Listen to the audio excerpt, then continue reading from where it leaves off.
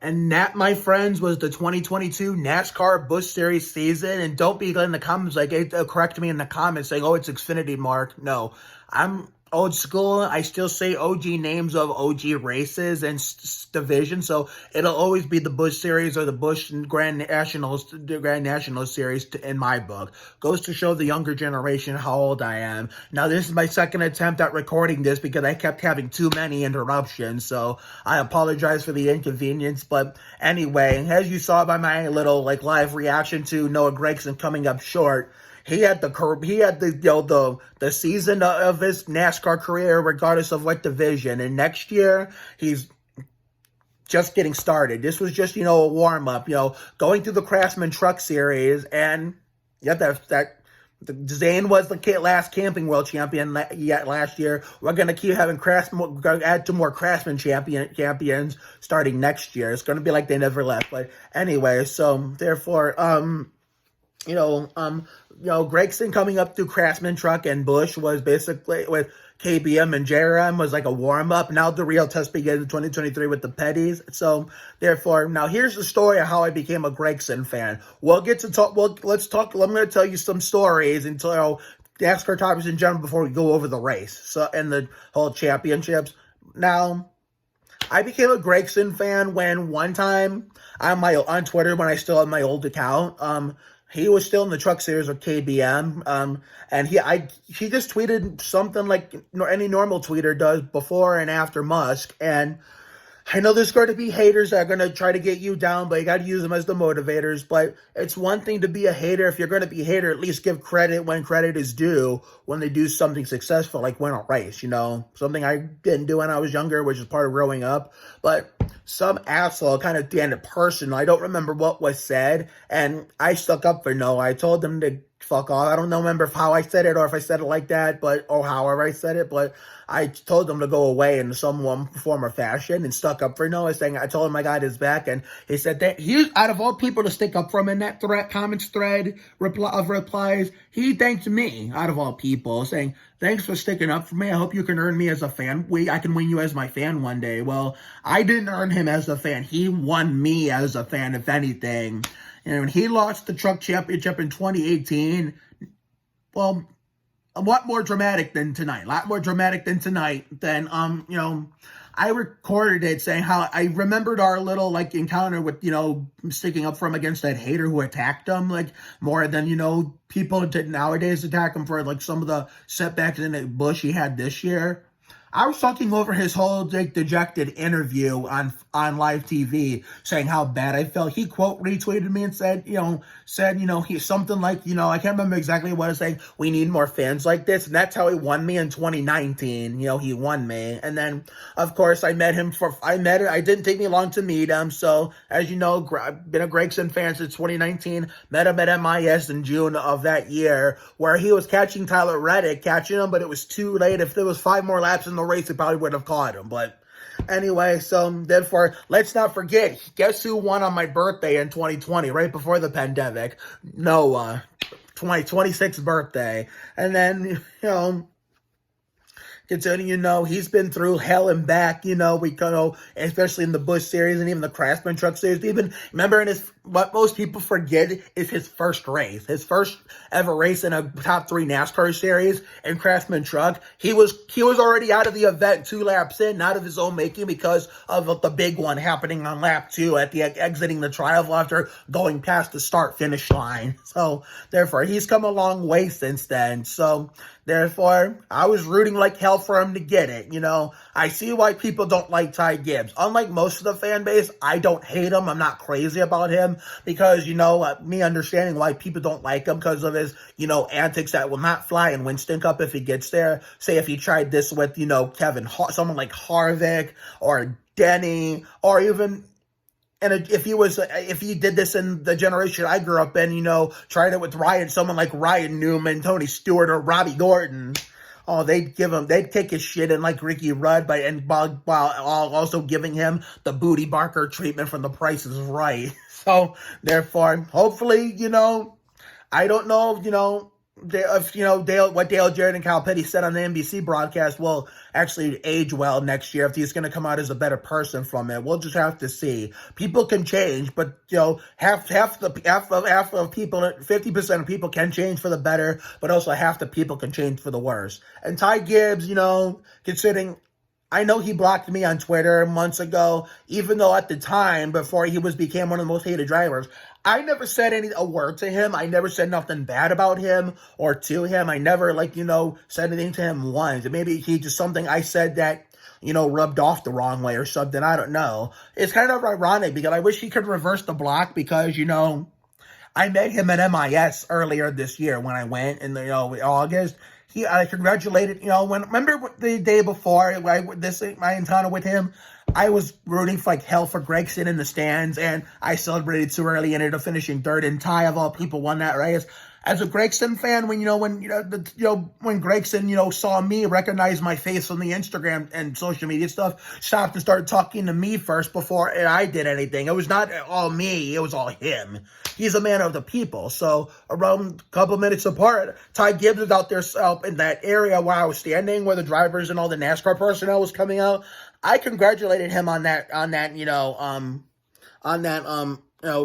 Busch Series win the day before, and after that he thanked me and was nothing but nice to me. But if there's something I learned on Facebook or liking NASCAR since 2001, being a fan, it's like there's a difference between being a person on the track and a person off the track. So therefore, some drivers can be cool cats off the track, like in the pit area, talking to fans, or in the garage area, interacting with fans who have special permission and passes. But sometimes when they get behind the wheel, they turn into a fucking dipshit and, will take no prisoners and do whatever it takes to win races and compete for championships, or let alone win championships. So therefore, Ty Gibbs was a cool cat to me off the track, but on the track, getting into it with Sam Mayer earlier this year. And when that Living La Vida Loca Wrecking Ball Derby at Martinsville, it was a 250-miler, I think, when, he's the one that got in trouble, not for the fight, but for using the car as a weapon on the cool-down lap. And then, you have this whole dumping your teammate to win, which I get why people say he's an undeserving champion and all that stuff. And, because of what happened last week at Martinsville. And, of course, Dorse, running in the back of Eric Jones the way he did. I think it was at Darlington, Or was it the Sharp Mountain Dew 7500, the Sharpie 500 race? I don't fucking remember, but neither of those races I watched. I slept through Darlington, and I went to a poker game with my dad, a road trip episode for the Sharpie 500. And then door slamming us, Ty Dillon, just because we came out of the pits, out of our stall, and ended up making contact with them, Robin's racing deal, and he took it, blew it completely out of proportion, and could have door slammed us into crew members of Chris Buescher and that NASCAR official who was working in the pit lanes with helping the 17 crew.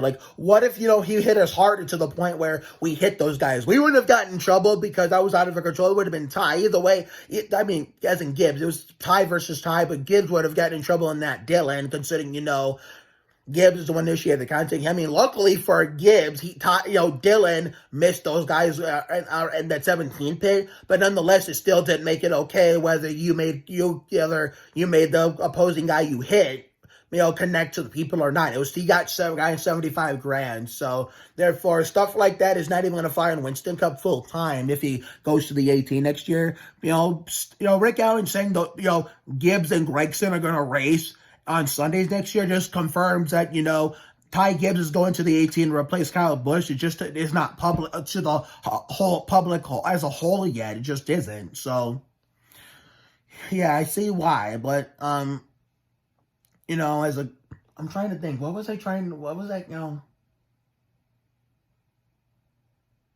Okay, I had a brain fart there. I apologize for that. But yeah,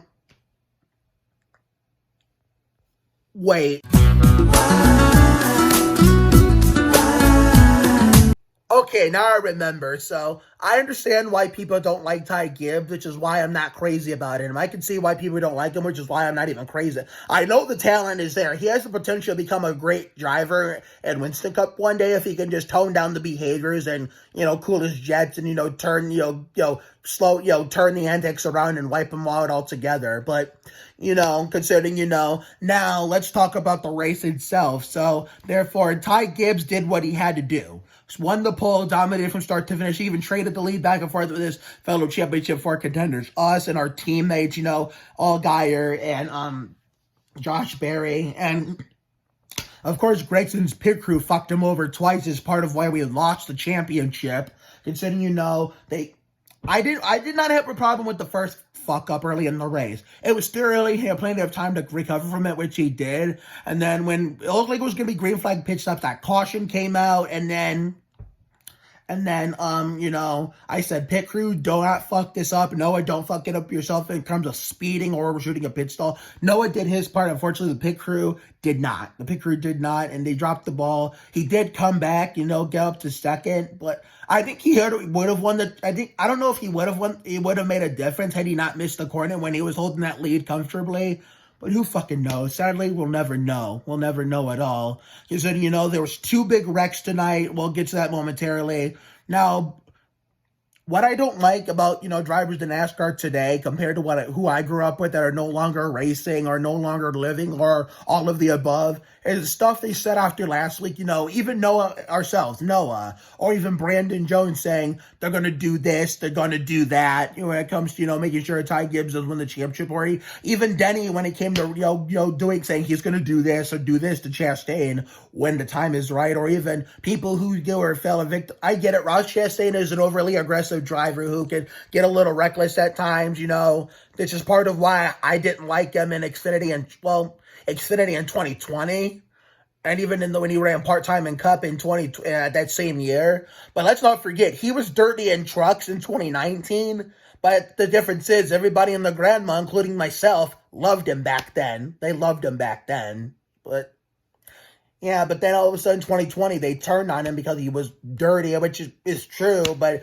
I love how, people, can't make up their damn minds, Considering, I don't care if Chastain wrecks someone trying to win the championship tomorrow. If he does, I'm not going to be mad about it because he actually legitimately has grown on me. Considering, I did not like him for being so dirty and causing unnecessary crashes that didn't need to happen, considering,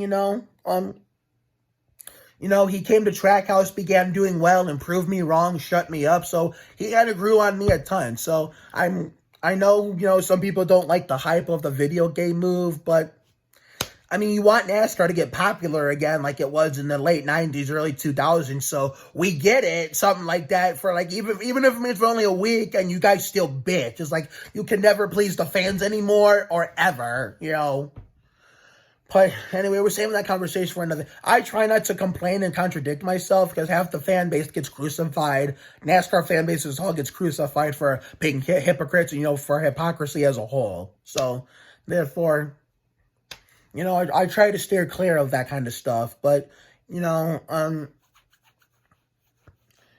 was I saying about Chastain?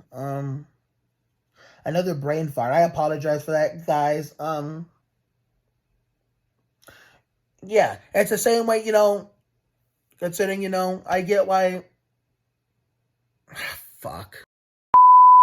Yeah, okay, let's see if I can do this again. Noah's pit crew dropped the ball, which probably, could. Oh, yeah, I remember what I was going to say. So, anyway, it's the same thing when Kyle Busch and Denny Hamlin, all those guys who say they got quote-unquote Chastain, which we can interpret that many ways, said they were going to do this and going to do that, and they don't like it, or were they going to do this or do that when it matters most?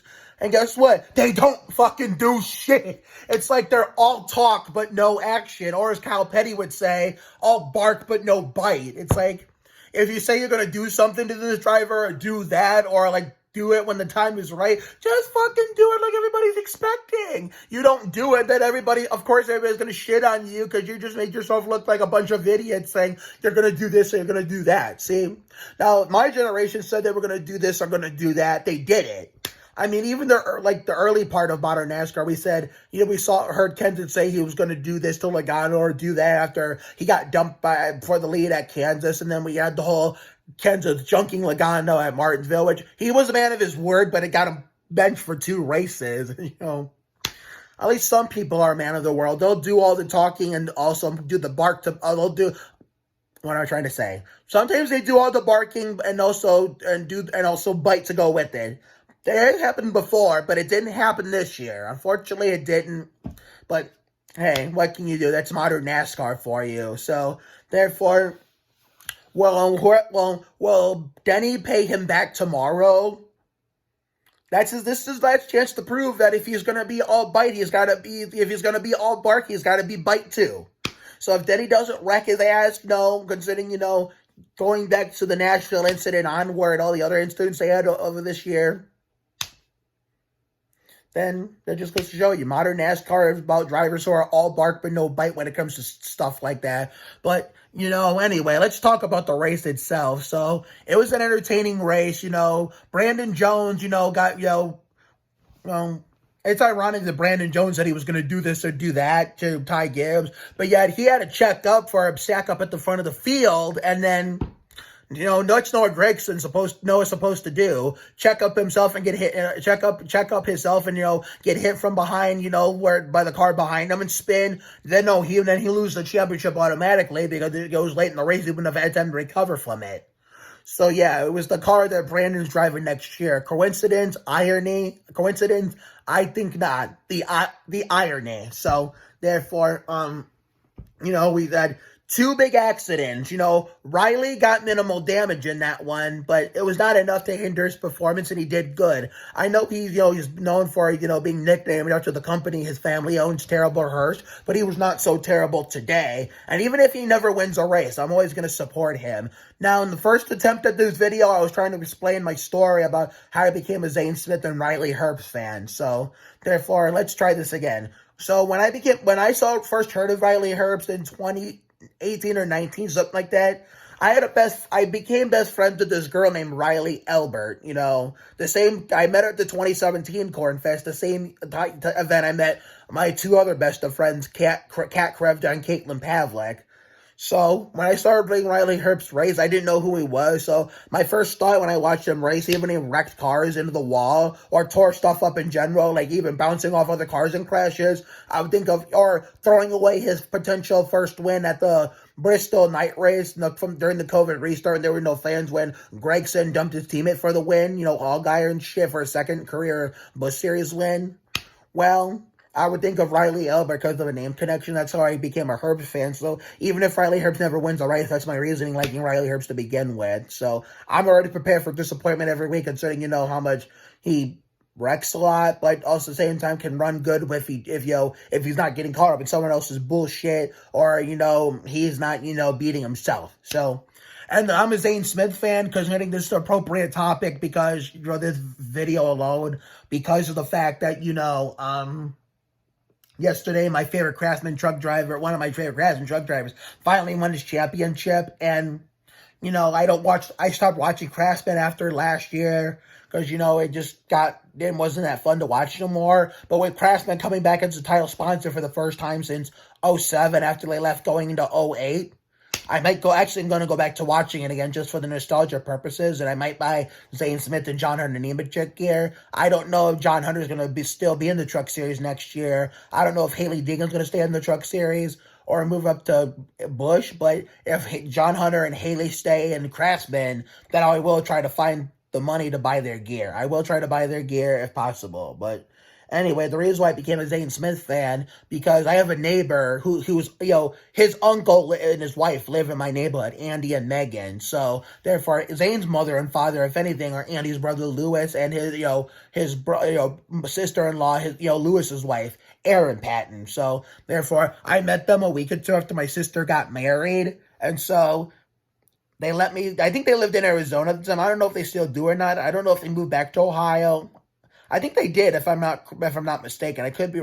I have to look at Aaron's Facebook. Now, the thing is, I would add Aaron because of that encounter, but I'm not going to because I haven't seen her in a while, and I have a feeling if I press the request button now, she may not remember me. So that's why I'm going to wait till the right time to see if I get lucky to see her again sometime next summer for season 3 of Fun in the Sun to see if she actually remembers me. So we're going to see if that's going to be the case. We're going to find out. So therefore, she does remember me, then I will press the request button when the time's right. So I think They were nice enough to let me walk in the reservation with them, going to walk around the neighborhood and then the reservation. I took pictures with Aaron and Zane, and Zane was just an amazing kid. He was just that nice to me. I gave him a hug, picked him up, and swung him around, and it was just instant love at first sight. And then when I started hearing a Zane Smith for the first time the next year, that's how I became a Zane Smith fan, name connection, a neighbor's nephew, connected to, the NASCAR driver of the same name as what, So I'm really happy about that. And you see that, Zane Smith race win, MIS, no fans race win. The championship diecast is going to look, the front row diecast is going to look good next to the GMS diecast. Championship 2022, MIS, no fans 2020. Man, but anyway, hopefully if John Hunter stays in Craftsman next year, maybe he can actually win his championship, and I can buy his race win championship diecast and call him Nemachamp, even though that should have happened last year. But hey, Fate had other plans for Bitch Boy then, but anyway, let's talk about Philly the race. So there was a lot of great racing. It was an entertaining race all around. There was a few big crashes here and there. The first one where Riley got damaged, where Sam Mayer got the worst of it. And then there was a second one, I think, in what used to be turns 3 and 4 and is now turns 1 and 2. And,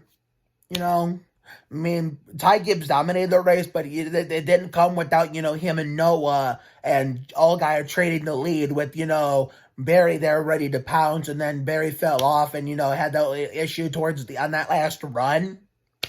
And, fell back and was completely out of it. Gregson had the lead. Looked like he had it won at one point, but then missed turn 1 as they went to fucking commercial, which pissed me off. Gregson blowing turn 1 didn't piss me off that much, but them going to the commercial as it happened pissed me off more than it happening at the Gregson blowing the corner itself. And then the pit crew fumbles twice. It was like, it's bad enough you did it once, but to do it twice adds fuel to the fire. And I know he was closing the gap. The lap cars were doing their job and getting out of the leader's way. They were doing a good job in minding their P's and Q's and being wise, like, no, it's Bosch, Dale Earnhart Jr., the king of being wise. Because you know what they say? You can't spell Budweiser without being wise. But unfortunately, Noah didn't take advantage of the lap cars doing their job, and executing, getting by them properly. Now, even with the 2 pit crew fuck-ups, had he executed properly to get by the lap cars, I'm pretty sure he could have got closer to Gibbs than he actually did, and he probably would have moved his ass or probably turned him, but at least Gregson has an excuse to be all bark but no bite, considering, he was trying his best to get to him because he had it in his mind. He had it in the back of his mind. He just said, if I get close to him, I'm going to dump his ass. He didn't get close enough, which is why he didn't do it, but I get why people are talking, shitting on him for being all bark but no bite. I had a feeling he was going to do it. Even if I wasn't a Gregson fan, I have the same opinion. I feel like he was going to do it if he got close enough, if he got closer than he did. But unfortunately, it turned out not to be the case. But, Ty Gibbs, congratulations to him. GG's to Noah Gregson. He drove his heart out tonight, and this whole year went on a tear. It was his best year. I feel like maybe if he didn't get that points penalty and that Road America incident never happened, and then failing inspection, that one time post inspection happened, the one time didn't happen, I feel like he would have been in a much better position. But hey,